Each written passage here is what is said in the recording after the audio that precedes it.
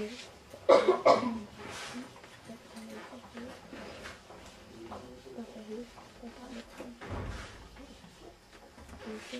forestiller os, at vi har et udtryk her. Vi har et punkt, og det punkt, det er punktet 2,3. Det ligger et eller andet sted i koordinatsystemet. Og ja, det vil jo så være 2, jeg havde der, og 3, jeg havde derovre på min halvdårlige tegning her. Og så kender jeg så min hængningskoefficient, og lad mig sige, at den er 3. Så altså, når jeg går 1 ind, så går jeg 3 op. Så jeg ved altså, at min hængningskoefficient er 3. Det er 2 oplysninger, som jeg tager udgangspunkt i her i min opgave. Og det der er spørgsmålet, det er at finde linjens ligning. Og jo, så vil jeg tage fat i den her nede. Og så vil jeg skrive de ting ind, som jeg kender. Og jeg ved jo, at x0 er 2. Og det var jo første koordinaten til punktet. Og jeg ved, at y0 er 3. Og det vil sige, at jeg ved, hvad der skal stå der, jeg ved, hvad der skal stå der, jeg ved, hvad der skal stå der for hængningskoefficienten er 3. Og så får jeg altså så skrevet ind, altså y minus 3 er lige med 3 gange med x minus 2. Sådan. Jeg har fået sætte de ting ind, som jeg ved.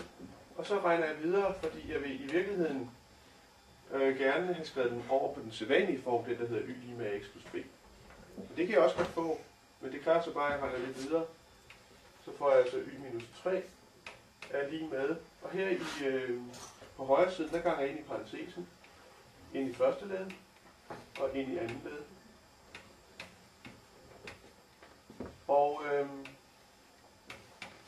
så flytter jeg 3 tal over på den anden side, hvilket vil sige, at jeg lægger 3 til på begge sider af ligningstegnet.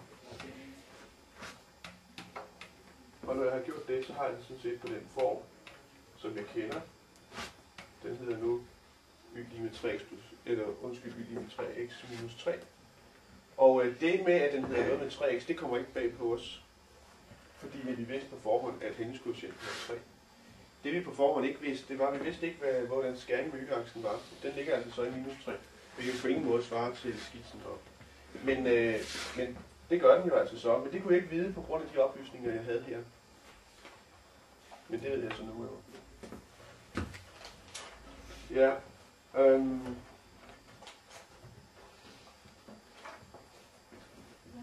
Nu vil jeg så,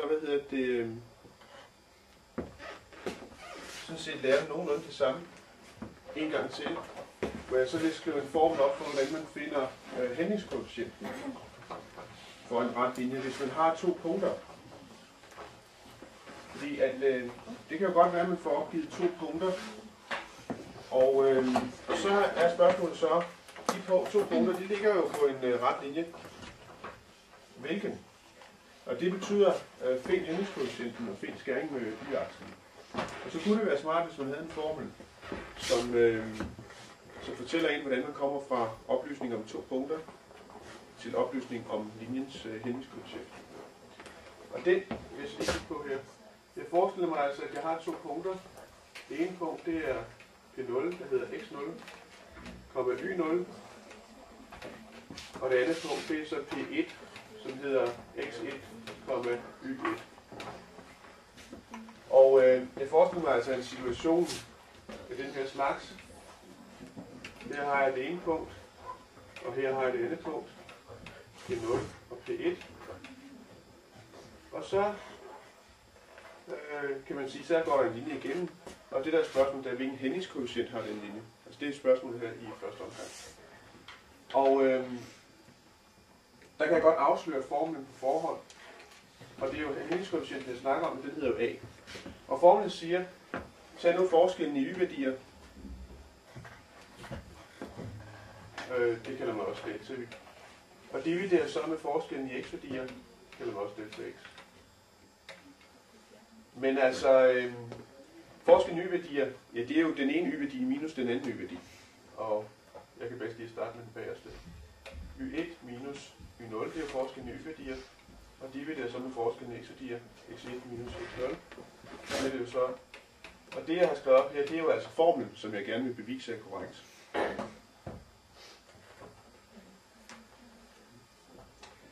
Det bevis går så på, at jeg ved på forhånd, at min rette linje kan bestemmes som y lige med ax plus b.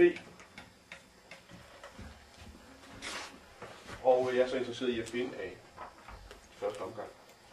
Men hvis jeg har bragt min linje på den form her, y lige med ax plus b, så ved jeg, da jeg antager, at P0 og P1 ligger på linjen, så ved jeg, at punkternes koordinater passer ind i udtrykket. Både det og det punkt passer også ind i udtrykket.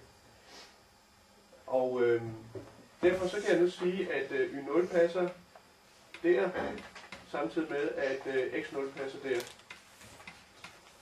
Samme historie gør sig gældende omkring det andet punkt, at dets koordinater passer ind i udtrykket her. Og derfor så skriver jeg det ind. Sådan.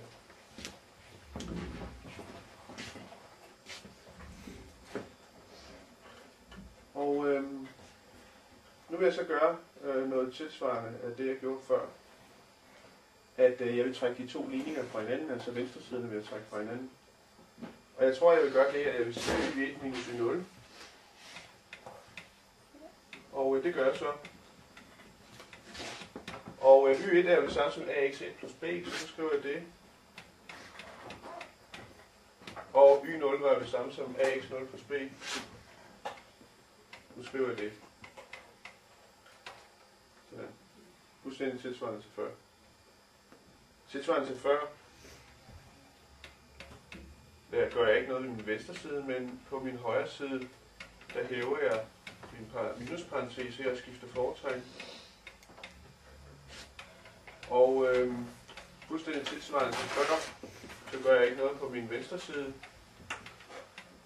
Men på min højre side konstaterer jeg, at der er noget, der går ud med hinanden, og det er jo b. Der står henholdsvis plus b og minus b. Og det jeg så gør nu, det er, at tilsvarende til før, så tager jeg nu og sætter a uden for parentes, da den er fælles faktor. Og så gør jeg noget, som jeg ikke gjorde før. Det er nu dividerer jeg med denne faktor herover, der hedder x1 minus x0. Og for at gøre det, så skal jeg være sikker på, at x1 minus x0 ikke giver 0. Så jeg siger, at jeg arbejder under den forudsætning, at x1 er forskelligt fra x0.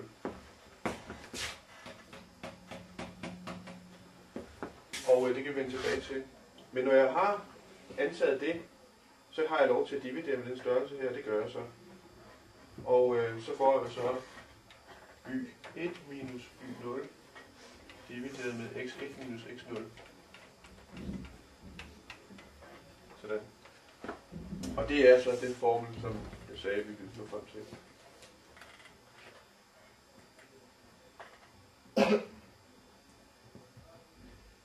Den situation, jeg udelukker, vil jeg lige sige, når jeg forestiller mig, at x1 skal være forskelligt fra x0, det er jo den situation, hvor de er lige med hinanden. Den bliver udelukket. Hvis x1 er lige med x0, så betyder det, at de to punkter her har samme første koordinat. Hvis de to punkter har samme første koordinat, så betyder det, at det ene punkt ligger der, og det andet punkt ligger lodret lige op over. Så er de samme første koordinat. Og så er det altså den situation, jeg har udelukket, hvor den linje, der går mellem de to punkter, er lige akkurat lodret. Så den situation, den er altså udelukket. Men den er udelukket i forvejen, så det ikke var et stort problem, fordi at jeg vidste godt, at hele den her tankegang, den hører ikke hjemme, hvis jeg arbejder med en lodret linje. Så kan den ikke på forhånd beskrives som y lige med a plus b. Så designerer jeg jo sådan set ikke. Ja, nu må I godt stille spørgsmål, så skal jeg nok slukke det.